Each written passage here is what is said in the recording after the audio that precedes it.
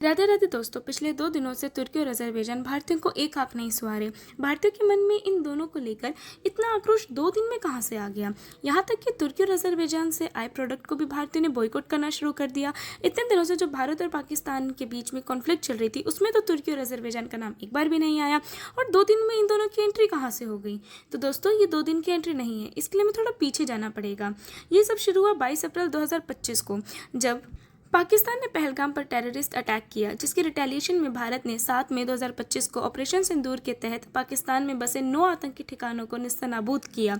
लेकिन पाकिस्तान के समर्थक अजरबैजान और तुर्की को ये बात पसंद नहीं आई, जिसके चलते अजरबैजान की जनता पाकिस्तान के समर्थन में नारे लगाने लगी। और यहाँ तक कि इंडिया और पाकिस्तान के बीच में जो सीज फायर हुआ था, उस पर अजरबैजान ने ये कहकर सेलिब्रेट किया कि पाकिस्तान ने भारत को हरा दिया। अजरबैजान से हमारी नाराजगी तो समझ आती है, लेकिन तुर्की का तो हमें हमेशा से पता है कि वो पाकिस्तान के समर्थन में खड़ा है, चाहे फिर वो कश्मीर का मुद्दा हो या फिर एब्रोगेशन ऑफ आर्टिकल 370 हो।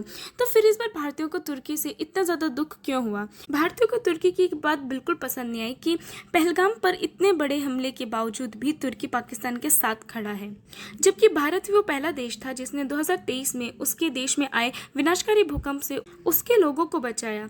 तुर्की ने पाकिस्तान को न सिर्फ डिप्लोमेटिकली और मॉरली, बल्कि अपनी C-130 Hercules military transport aircraft और 300 से भी ज़्यादा ड्रोन देकर मदद की, जिसका इस्तेमाल पाकिस्तान ने भारत को अलग अलग जगहों से चोट पहुंचाने के लिए किया। हालांकि हमारे Akash missile system, S-400 missile system, BrahMos missile जैसे वेपन्स और हमारी तीनों सेनाओं की मदद से भारत ने पाकिस्तान की इन सभी कोशिशों को नाकामयाब कर दिया। हालांकि अब तक तुर्की और अजरबैजान को लेकर भारत सरकार द्वारा कोई भी एक्शन नहीं लिया गया है, लेकिन ये सब चीज़ें हम भारतीय बहुत ध्यान से देख रहे थे, इसीलिए तुर्की और अजरबैजान को भारतीय द्वारा बहुत ज़्यादा बॉयकॉट का सामना करना पड़ा। चाहे फिर वो इंडियन फ्रूट्स मार्केट में तुर्की एप्पल्स का बॉयकॉट हो, या फिर एशिया का one of the largest marble industry कहा जाने वाला उदयपुर के ट्रेडर्स द्वारा तुर्की मार्बल पर कंप्लीट शटडाउन हो। तुर्की भारत में हर जगह नापसंद किया जा रहा है।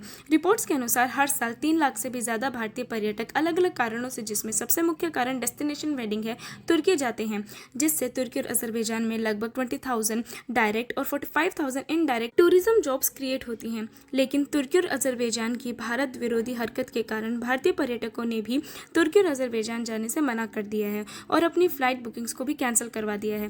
पहली बार भारत के प्राइवेट कंपनीज ने, जैसे कि EaseMyTrip, Cox and Kings और ट्रेवोमिंट जैसी भारतीय ट्रैवलिंग एजेंसीज ने भी तुर्की और अजरबैजान की बुकिंग को कम्प्लीटली होल्ड पर रख दिया है। और तुर्की की इससे इतनी हालत ख़राब हो गई कि वहाँ के डिपार्टमेंट ऑफ टूरिज्म की तरफ से इंडिया को ये मैसेज आया है कि वहाँ की मेजॉरिटी ऑफ लोकल पॉपुलेशन को तो ये पता ही नहीं था कि इंडिया और पाकिस्तान के बीच में क्या कॉन्फ्लिक्ट चल रहा है। इसलिए तुर्की के टूरिज्म में कोई दिक्कत नहीं है। हम इंडियंस उनके होटल्स, रेस्टोरेंट्स, शॉप्स में रुकें, उनकी टूरिस्ट अट्रैक्शन साइट्स पर जाएं। तुर्की ये चाहता है भारत से। हालांकि वही तुर्की है जो भारत के विरोध में खड़ा हुआ था।